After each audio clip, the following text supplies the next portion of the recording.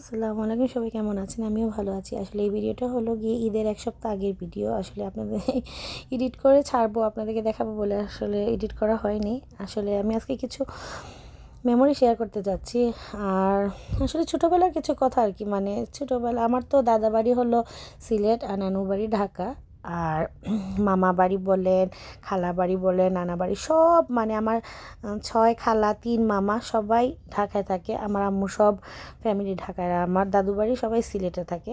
আর যখন আমরা ঢাকায় যেতাম, এক্সাম শেষ হয়ে যেত, ভেকেশনে যেতাম নানু বাড়িতে, আল্লাহ টিকিট করে দিত যখন, আব্বু কি বলবো, ১ সপ্তাহ আগ থেকে খাওয়া দাওয়া বন্ধ হয়ে যেত, মানে খুশিতে আসলে খাওয়া দাওয়া বন্ধ হয়ে যেত এমন অবস্থা।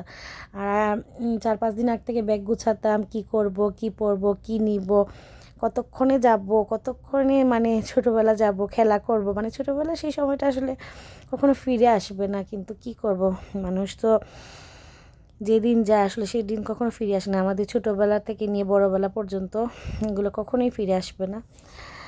আর ছোটোবেলার মেমোরি যেগুলো, এগুলো তো আসলে ছোটোবেলার খেলার সাথীদের সাথে খেলা করা, আর ওগুলো তো আসলে কখনোই কি বলবো, কখনোই এটা ফিরে আসবে না। আর আমি সবসময় এনজয় করতাম অনেক বেশি, মানে আমার নানু বাড়ি, আমি ঢাকা তো আমার অনেক ফেভারিট একটা জায়গা, অনেক পছন্দ জায়গা। আমি অনেক, মানে ঢাকার কথা শুনলে, মানে আমি এখনও, আমার ঢাকা অনেক পছন্দ জায়গা আর কি। এই জন্য ভাবলাম কিছু কথা আপনার সাথে শেয়ার করি।